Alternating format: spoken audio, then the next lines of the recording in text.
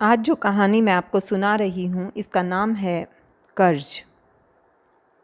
12 वर्ष का रामू यह सोचकर कलकत्ता पहुँचा था कि वहाँ बहुत पैसे मिलते हैं। वह अपने गरीब माँ बाप से बिना कहे गांव से निकलकर लुढ़कते पुढ़कते कलकत्ता पहुँच गया। शहर क्या था, जन समुद्र था। रामू को बहुत भय लगा। वह स्टेशन से धीरे धीरे टहलता हुआ चलने लगा। रास्ते में एक जगह उसने देखा कि कुछ लोग खड़े हैं और बड़ी बड़ी कड़ाहियाँ मांजी जा रही हैं। वह उन कड़ाहियों को देखने के लिए खड़ा हो गया। इससे पहले उसने इतनी बड़ी कड़ाहियाँ और परातें नहीं देखी थी। चूने और राख की दुर्गंध को चीरकर बड़ी मीठी सुगंध भी आ रही थी। सफ़र के कारण उसका चेहरा उतर गया था। मुंह कुम्हलाया हुआ था। 2 दिनों से कहीं चने खा लिए तो कहीं अमरूद खा लिया, इसी तरह चल रहा था। वह अब भी खड़ा खड़ा देख रहा था कि किसी ने उसकी पीठ पर एक धौल जमाई। देखता क्या है बे, नौकरी करेगा? अंधा क्या मांगे 2 आंखें। वह बोला, हाँ। उस हंसमुख तोंदियल आदमी ने उसे और एक धौल जमाई और किसी को आवाज़ देते हुए कहा, अरे कल्लू, इससे कड़ाही मंजवा, नाम लिख लेना। 4 आने रोज़ और खुराक पर नौकरी लग गई। अब उसके दिन अच्छे कटने लगे। पर जिसके एवज में उसे नौकरी मिली थी वह 3 महीने बाद अपने गांव से घूम कर आया तो साथ में अपने भतीजे को भी लेता आया था। नतीजा यह हुआ कि रामू की नौकरी गई। रामू ने एक बार फिर अपने को सड़क पर पाया। उसके पास पूंजी भी कुछ नहीं थी, क्योंकि पिछले ही दिन उसने अपने पिता को मनी ऑर्डर भेजा था। पर रामू के मन में अब अकेलेपन का उतना डर नहीं था। अब उसे कलकत्ता उतना भयानक नहीं लगता था। यह तो मालूम होता था कि यह महासमुद्र है, पर अब वह इसमें तैरने की हिम्मत रखता था।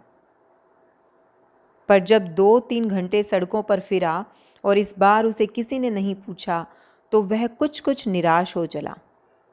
उसकी जेब में केवल एक चवन्नी थी। उसने 4 पैसे के चने लिए और जेब से निकालकर चवन्नी देने लगा। अभी वह महंगी वाले को पैसे दे ही रहा था कि किसी ने पीछे से उसके हाथ में एक 10 रुपए का नोट थमाते हुए कहा, देखता नहीं तेरी जेब से गिरा है, नया आया मालूम होता है। जब तक रामू ने 10 रुपए का नोट हाथ में लिया तब तक देने वाला भीड़ में गायब हो चुका था। रामू हक्का बक्का रह गया। बहंगी वाले ने बाकी पैसे लौटाते हुए उपदेश दिया, परदेश में ऐसे रहा जाता है क्या? यह कहो कि बड़ा शरीफ आदमी था, नहीं तो नोट मिलने पर कौन लौटाता है? 10 रुपए बहुत होते हैं, 10 रुपए का तो मेरा सारा खोमचा है। रामू नोट का क्या करे यह समझ नहीं पा रहा था, क्योंकि नोट उसका नहीं था। कल अलबत्ता ऐसा एक नोट उसके पास था, पर उसने उसे मनी ऑर्डर कर दिया था। हाँ, उसे अच्छी तरह याद है, उसने मनी ऑर्डर किया था। जेब में अब भी रसीद होगी। उसने निकाल कर देखा तो रसीद थी। वह नोट लेकर सोचने लगा, भगवान ने दिया या किसी भले आदमी ने मेरा दुख देख कर दिया। पर उसने यह क्यों कहा कि तुम्हारी जेब से गिरा है? नहीं, यह नोट लेना ठीक नहीं। जब यह मेरा नहीं है तो मैं क्यों लूं? इस तरह लेना तो सरासर बेईमानी है। वह आदमी तो अब नहीं मिल सकता, पर शायद जिसका नोट गिरा हो वह ढूंढता हुआ आए। रामू वहीं एक जगह बैठ गया और भीड़ देखने लगा। उसने पक्का इरादा कर लिया कि नोट का मालिक नोट ढूंढता हुआ आएगा तो उसे नोट वापस कर दूंगा। पर कोई नहीं आया। वह बैठे बैठे बहंगी वाले का लेन देन देखने लगा। धीरे धीरे उसके मन में एक विचार उठा कि यदि नोट वाला न आए तो क्यों न मैं भी बहंगी वाला बन जाऊं।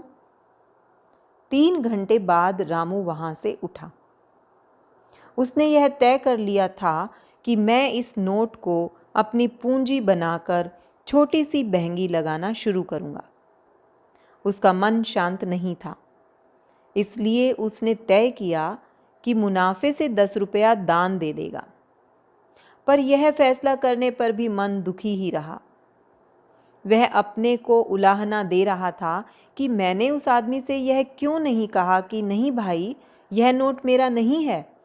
ऐसा कहने पर भी यदि वह नोट देता तो मुझ पर दोष नहीं होता।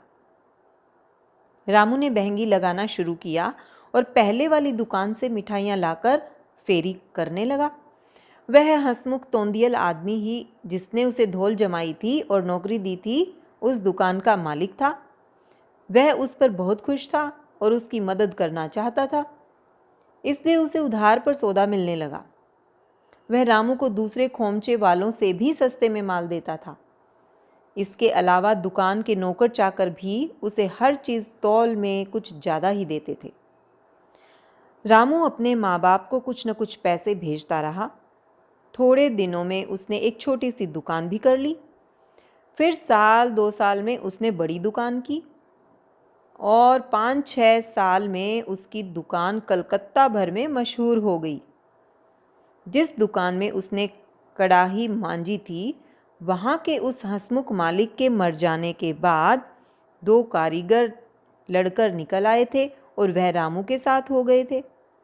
उसकी दुकान खूब चली। 20 साल और बीत गए। अब तो हजारों का लेन देन होता था। रामू फिर भी उस 10 रुपए के नोट का कर्ज अभी तक नहीं भूल पाया था। वह दिल खोलकर हर अच्छे काम में चंदा देता रहा। अब वह रामू नहीं, सेठ रामलाल कहलाता। हजारों का दान कर चुकने पर भी वह यह नहीं समझता था कि उसका कर्ज चुकता हो गया।